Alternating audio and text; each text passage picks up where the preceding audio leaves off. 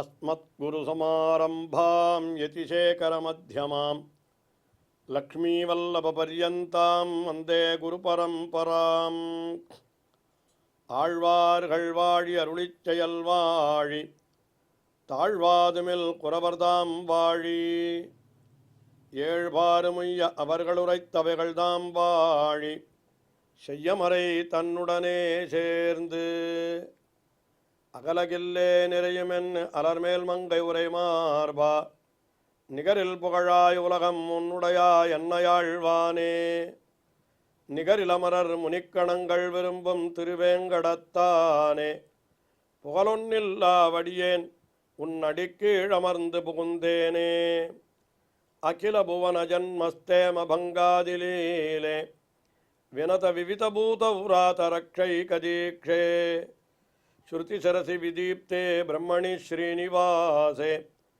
பவது மம பரஸ்மின் சேமுஷி பக்திரூபா श्रीमान वेंकटनाथार्य कवितार्किककेसरी वेदांताचार्यवर्यो मे सन्निधत्तां सदा हृदि எம்பெருமான் பல திவ்யதேசங்களிலே எழுந்தொழியிருக்கிறான். அப்படி பல திவ்யதேசங்களிலே எழுந்தொழியிருக்கின்ற எம்பெருமான்களை எல்லாம் குறித்து பல பல ஸ்தோத்திரங்களை அருளி செய்த வேதாந்த தேசிகன் எம்பெருமானுடைய பிராட்டிமார்களையும் குறித்து ஸ்தோத்திரங்களை அருளி செய்ய திருவுள்ளம் பற்றி பெரிய பிராட்டியார் ஸ்ரீ மகாலட்சுமியை குறித்து ஸ்ரீஸ்துதி என்கிற ஸ்தோத்திரத்தையும் பூமி பிராட்டியை குறித்து பூஸ்துதி என்கிற ஸ்தோத்திரத்தையும் அருளி செய்தார். அடுத்தபடியாக பூமி பிராட்டியினுடைய அவதாரமான ஆண்டாள், அவளை குறித்து அற்புதமான ஒரு ஸ்தோத்திரத்தை அருளி செய்கிறார். அதுதான் கோதாஸ்துதி என்றே பெயர் வழங்கப் பெறுகிறது. இந்த திருநாமத்தையும் அவரே இந்த ஸ்தோத்திரத்திற்கு இட்டிருக்கிறார் என்பதையும் நாம் இந்த கடைசி ஸ்லோகத்திலே பார்க்கத்தான் போகிறோம். ஆண்டாள் என்பவள் பெரியாழ்வாருடைய திருக்குமாரியாக அவதரித்தாள். அவருக்கு ஒரு நந்தவனத்திலே ஒரு பெண்ணாக கிடைத்தாள். அவளுக்கு அவர் கோதை என்று அப்படி பெயரை இட்டார். அந்த கோதை என்பவளைத்தான் சம்ஸ்கிருதத்திலே கோதா என்கிற சொல்லாலே அப்படி அவளை நம்முடைய ஆச்சாரியர்கள் குறித்தார்கள். அவள் தான் சூடிக்களைந்த மாலையை எம்பெருமானுக்கு சமர்ப்பித்தாள். அதனால் சூடி கொடுத்த சுடற்கொடி என்றும் கூட அவள் வழங்கப் பெறுகிறாள். இந்த சரித்திரங்களையெல்லாம் இந்த ஸ்லோகத்திலே, இந்த ஸ்தோத்திரத்திலே மிக அழகாக வேதாந்த தேசிகன் நமக்கு எடுத்து காட்டி அருளினார். அதுக்கு மேலே இப்படி ஆண்டாளையே தமக்கு பெண்ணாக கொண்டு வளர்த்த ஆண்டாளையே எம்பெருமானுக்கு மணமுடித்து கொடுத்தபடியினாலே தான் மிட்டு சித்தரான ஆழ்வாருக்கு பெரியாழ்வார் என்கிற பெயரும் ஏற்பட்டது என்று அப்படியும் அந்த பெருமையையும் தெரிவித்தார். இப்படி ஆண்டாளாலே பெரியாழ்வாருக்கும் பெருமை ஏற்பட்டது. அடியவர்களுக்கும் ஆண்டாளுடைய அருளாலே மிக சிறப்புகள் எல்லாம் ஏற்படுகின்றன.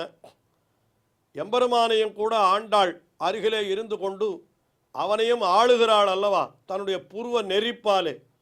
அதனால் அவளுக்கு ஆண்டாள் என்கிற பெயர் ஏற்பட்டதற்கு அதுவே காரணம் என்றும் கூட சொல்லலாம் என்பது போல கீழே சில ஸ்லோகங்களிலே அந்த ஆண்டாளுடைய பெருமையை மிக அற்புதமாக அருளி செய்து கொண்டு வந்தார் வேதாந்த தேசிகன்.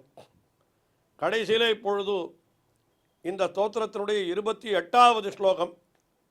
இது ஒரு விதத்திலே தியான ஸ்லோகம் போலே. அதாவது நாம் கீழே பார்த்து வந்த ஸ்தோத்திரங்களிலே எல்லாம் கூட பெரிய பிராட்டியாரை பற்றின ஸ்லோகத்திலேயும் கடைசி ஸ்லோகம் கல்யாணான் அவிகலநிதிகி காப்பி காருண்ய சீமா என்று அது ஒரு தியான ஸ்லோகம் போலே அமைந்தது. அதே போல் பூஸ்துதியிலும் கடைசி ஸ்லோகம் தியான ஸ்லோகம் போலே அமைந்திருந்தது. இப்பொழுது இந்த கோதாஸ்துதியிலேயும் கடைசி ஸ்லோகம் அந்த ஆண்டாளானவள் எப்பொழுதும் என்னுடைய நெஞ்சிலே தங்கி இருக்கட்டும் என்று சொல்லுகிற பொழுதோ அந்த ஆண்டாளுடைய அந்த திருமேனி அழகு, அந்த விக்கிரகம், அந்த திவ்யமங்கல விக்கிரகம் இருக்கக்கூடிய நிலை, அதை அப்படியே வர்ணிக்கிறார். ஏன்னா தியான ஸ்லோகம் என்று சொல்லுகிற பொழுது அந்த திருவுருவம் அப்படியே நெஞ்சில் நன்றாக பதிந்திருக்க வேண்டும். அதற்காக அந்த திருவுருவத்தை திவ்யமங்கல விக்கிரகத்தை வர்ணிப்பது என்பது மரபு. அது அங்கே கல்யாணானாம் அவிகலநிதிகி என்று பெரிய பிராட்டியாரை வர்ணிக்கிற பொழுதும் அவருடைய அந்த திருமேனி அழகு முதலானவற்றை வர்ணித்தார். அதுபோல இந்த ஸ்லோகத்திலேயும் ஆண்டாளை வர்ணிக்கிறார்.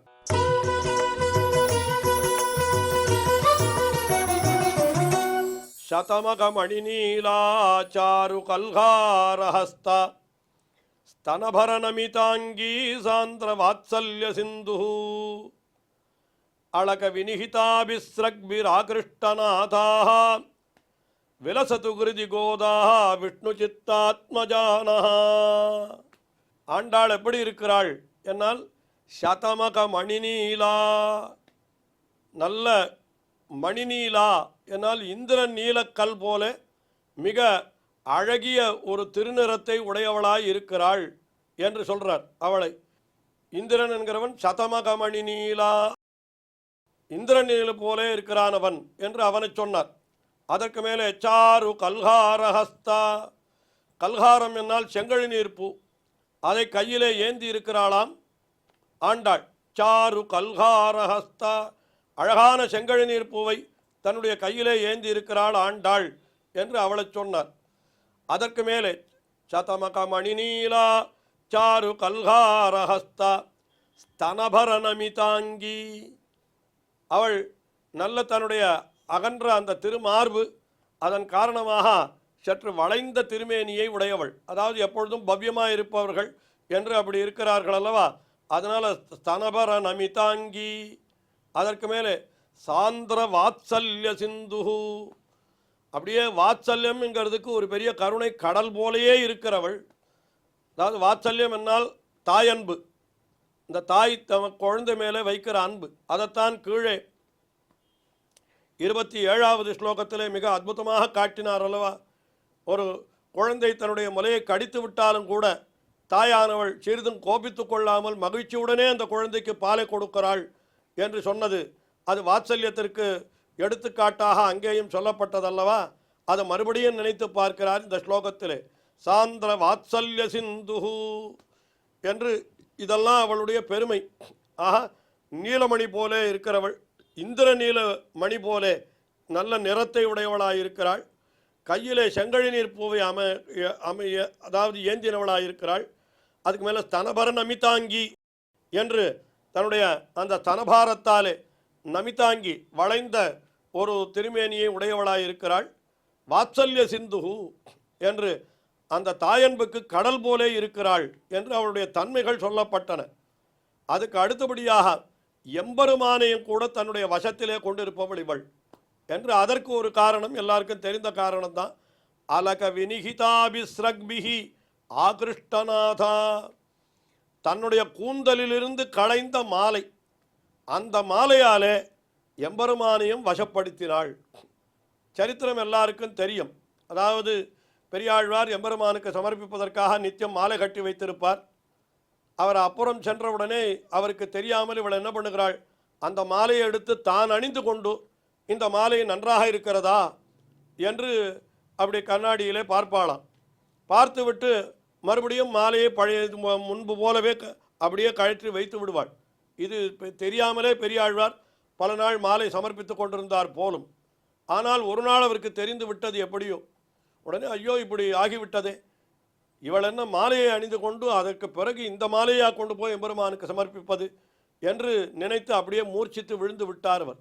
அப்பொழுது அந்த எம்பெருமான் வடபெருங்கோயிலுடையான் அவருடைய கனவிலே தோன்றி, அவள் அணிந்து கொண்ட மாலை தான் எனக்கு மிகவும் உகப்பாயிருக்கிறது, ஆகையினாலே ஆண்டாள் அணிந்த மாலையே எனக்கு கொடும் என்று கேட்க, உடனே இவள் அணிந்து கொண்ட மாலையே கொண்டு போய் அந்த எம்பெருமானுக்கு சமர்ப்பித்தார் என்கிற சரித்திரம். அதைத்தான் இங்கே என்ன சொல்றார், அழக வினிகிதாபிஸ்ரக்பிஹி ஆகிருஷ்டநாதா என்று இவளுடைய கூந்தலிலிருந்து களைந்த மாலை, அந்த மாலையை அணிவித்து எம்பெருமானை மகிழ்வித்தபடியினாலே அந்த என்ன தெரிவிக்கிறார், எம்பெருமானும் கூட இவளுடைய மாலையாலே வசப்பட்டு விட்டான். மாலையிலே வசப்பட்டு இவளுக்கு இந்த மாலையாலே அவனை கட்டி வைத்து விட்டாள். அதைத்தான் ஏற்கனவே தெரிவித்தேனே, அழகமணவாள பெருமாள் நாயனார் காட்டியிருக்கிறார் என்று. இவளுக்கு கோதை என்பது பெயர். ஆண்டாளுக்கு கோதை என்றாலே இவளுக்கு மாலை என்பதுதான் பொருள். கோதை என்கிற சொல்லுக்கு மாலை என்பது பொருள். இவள் சமர்ப்பித்த மாலையாலே எம்பெருமான் கட்டுப்பட்டு கிடந்தான். அதனால என்ன காட்டினார் என்னால் அழகமணவாள பெருமாள் நாயனார் மாலை கட்டின மாலை என்று சொன்னார். மாலையான ஆண்டாள் அவள் கட்டின மாலை, அவள் எம்பெருமானை இந்த மாலையாலே கட்டி வைத்து விட்டாள். இன்னொரு அர்த்தம் மாலை கட்டின மாலை அந்த மாலாகிய எம்பெருமானையே கட்டி வைத்து விட்டாள் மாலையாகிற ஆண்டாள் என்று எப்படி வேண்டுமானாலும் சொல்லலாம் என்று இப்படி அழகாக அவர் அழகிமணவாள பெருமாள் நாயனார் திருப்பாவை வியாக்கியானம் 6000படியிலே அருளி செய்திருக்கிறார் என்று சொன்னேன். அதைத்தான் இங்கே அலக வினிகிதாபிஸ்ரக்பிர் ஆகிருஷ்டநாதா, அப்படிப்பட்ட கோதா அவள் யார்? விஷ்ணு சித்தா ஆத்மஜா, விஷ்ணு சித்தருடைய ஆத்மஜா, அவருடைய பெண்ணானவள். அவள் நகாகிருதி விலசத்து, நம்முடைய ஹிருதயத்தில் எப்பொழுதும் அவள் விளங்கட்டும். இப்படி இந்திரநீல மணி போல நிறத்தை உடையவளாய், கையிலே செங்கழி நீர் பூவை உடையவளாய், நல்ல வணங்கிய அந்த திருமேனியை உடையவளாய், வாத்சல்யத்திற்கு கடல் போல இருப்பவளாய், எம்பெருமானையும் தன்னுடைய மாலையிலே கட்டுப்படுத்தினவளாய் வசப்படுத்தினவளாய் இருக்கக்கூடிய அந்த பெரியாழ்வாருடைய திருக்குமாரியான ஆண்டாள் மமகிருதி விலசத்து, என்னுடைய ஹிருதயத்திலே எப்பொழுதும் விளங்கட்டும் என்று இந்த ஸ்லோகத்தில் இப்படி சொல்லி நிறைவு செய்கிறார். இதற்கு மேலே கடைசியான ஸ்லோகம் வழக்கம் போல அவருடைய திருநாமத்தை பொறித்து வைத்திருக்கிற ஸ்லோகம் இது. இதற்கு இந்த ஸ்தோத்திரத்தை கற்பவர்களுக்கு பயனும் சொல்லுகிறார்.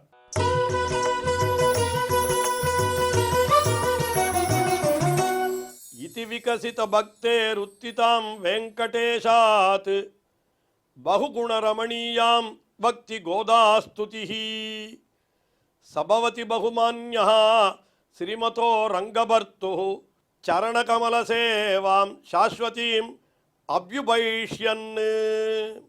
என்ன சொல்லுகிறார் இந்த ஸ்லோகம்? இந்த ஸ்தோத்திரம் யாராலே அருளி செய்யப்பட்டது?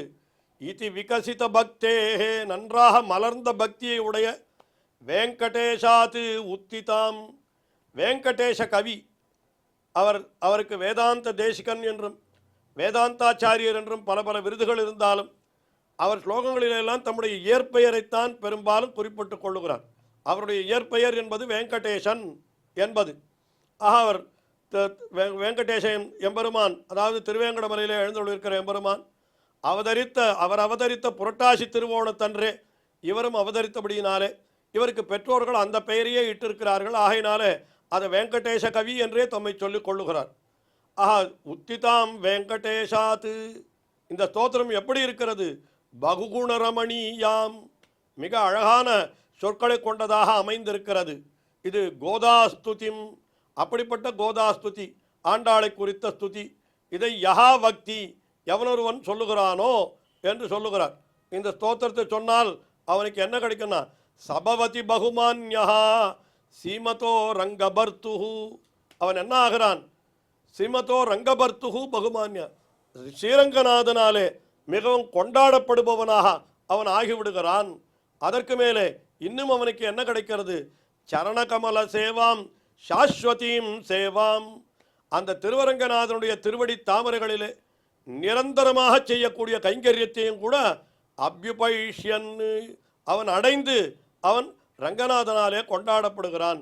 ரங்கநாதன் இவனை கொண்டாடி என்ன பண்ணுகிறானா, இவனுக்கு நல்ல நிரந்தரமான கைங்கரியத்தையும் கொடுத்து எப்பொழுதும் மகிழ்ச்சியிலேயே இவன் திளைக்கும்படியாக இவனை ஆக்கி இந்த சம்சார சம்பந்தத்திலிருந்து விடுத்து விடுகிறான். ஏனென்றால் அவனுடைய பத்தினியான இந்த கோதையை பற்றின ஸ்தோத்திரம் அல்லவா அது.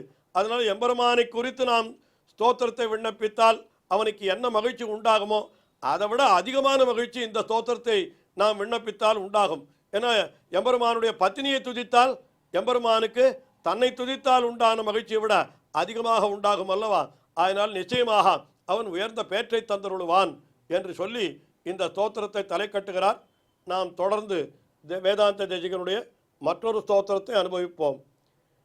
ஸ்ரீயக்காந்தாய கல்யாண நிதயே நிதயேர்த்தினாம் ஸ்ரீவேங்கட நிவாசாய ஸ்ரீனிவாசாய மங்களம். ஸ்ரீமத் சுந்தரஜாமா திருமுனிமான் சவாசினே சர்வலோக நிவாசாய ஸ்ரீனிவாசாய மங்களம். கவிதார்க்கிக சிம்மாய கல்யாண குணசாலினே ஸ்ரீமதே வெங்கடேஷாய வேதாந்த குரவே நமஹ.